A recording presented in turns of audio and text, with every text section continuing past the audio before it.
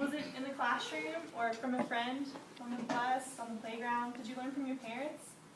Did they teach you that abstinence only is the only way to go? Or did you actually learn the comprehensive version? Did you learn about how to use a condom and how to prevent pregnancy and STDs? Well, regardless of what you learned and where you ended up learning that, if you grew up in North Carolina or any other surrounding state that doesn't teach a comprehensive education, you learned that abstinence was the only way and you didn't learn all the facts. So let me explain to you, just a little bit before I go any further, the difference between an abstinence-only sex education and a comprehensive sex education. According to the AIDS Research Institute of the University of California, San Francisco, a comprehensive sex education emphasizes the benefits of abstinence while also teaching about contraceptive and disease-preventing methods, such as using a condom and birth control. On the other hand, abstinence-only sex education teaches abstinence from all sexual activity as the only option for unmarried people. So students that are growing up with an abstinence-only education aren't receiving all the facts. You wouldn't tell your child to go out and drive safely and not be in a car accident without teaching them how to avoid a car accident. So how can we tell our kids to be abstinent without teaching them all the facts about sex?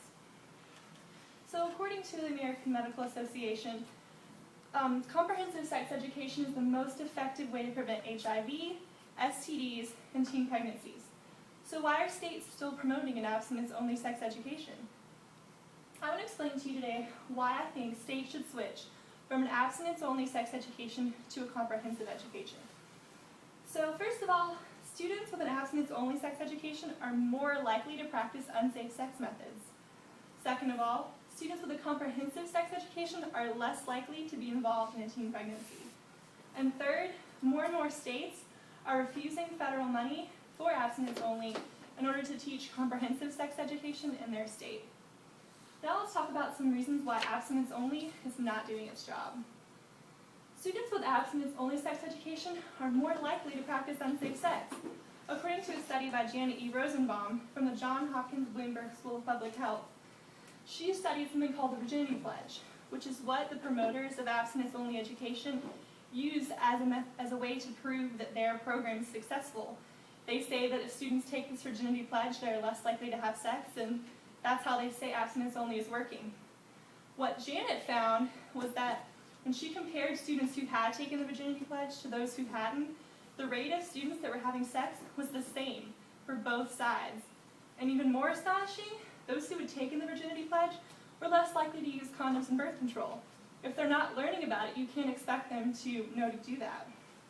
So now that you've learned that students with abstinence-only education are more likely to practice unsafe sex, let's compare some teen pregnancy rates between the two types of sex education. Students with a comprehensive education are less likely to be involved in teen pregnancy. According to Science Daily, teens who've received a comprehensive education are 60% less likely to become pregnant by either becoming pregnant themselves or impregnating someone else than those who haven't received sex education at all. But those who received an abstinence-only sex education were only 30% less likely to report becoming pregnant as compared to those who hadn't received sex education at all. So that means those that are receiving a comprehensive sex education are half as likely to be involved in a teen pregnancy. So now that I've talked to you a little bit about some facts on teen pregnancy and how it relates to the sex education program they're receiving, let's move on to how some different states feel about this issue. As I said, more and more states are refusing federal money in order to teach their own sex education program. According to the Sex Information and Education Council of the United States, at least 25 states so far have switched, but it's not enough. And I want to show you today a map of the states. The states in yellow are the states that have switched. And look at the monitor. The states in yellow are states that have switched. And this Title V, abstinence only, that I talk about, that's what I was talking about before, that it's a very strict program that the states, the federal government requires. If states want to receive that money from them, they have to teach this abstinence-only, very strict thing. And so it's a big deal for them to give up that money, because if they want to teach a comprehensive program in their state, they have to come up with the money for it. And as you can see, most of the states that have done this are either in the Northeast or Northwest or Midwest area. And as I was saying, if you grew up in North Carolina, you received abstinence only, and most of the surrounding states did the same thing. You didn't receive all the facts about sex education that you needed to know. So I have some quotes from some governors, both of whom their states have switched to the comprehensive program. They've given up that federal money. The first one is Arizona, and from the governor, Janet Napolitano. She says, Arizona should not fund an educational system that does not educate. She's recognized that abstinence only isn't giving students the facts, and the only way to make her students properly educated is to teach them the comprehensive sex education way. I have an even better quote from Wisconsin Governor Jim Doyle. He says, there's a debate now about whether kids should be taught abstinence only. Of course abstinence is the best choice for kids, and that's an important message they need to hear. But ideology isn't more important than our kids' health.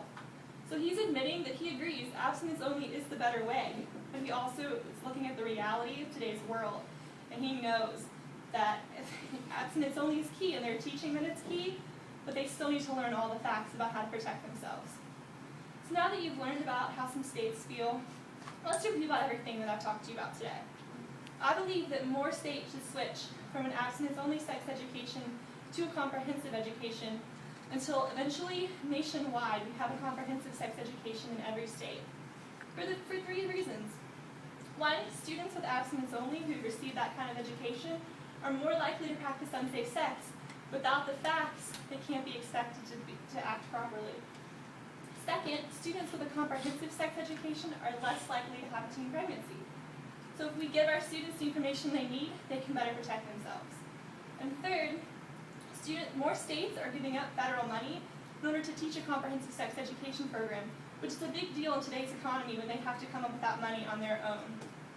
So research is showing us that abstinence-only sex education is no longer effective. Something needs to be done so that our students know the facts, and when they get out there in the real world, they can handle themselves and protect themselves. So the solution to all this? Switch to a comprehensive sex education program.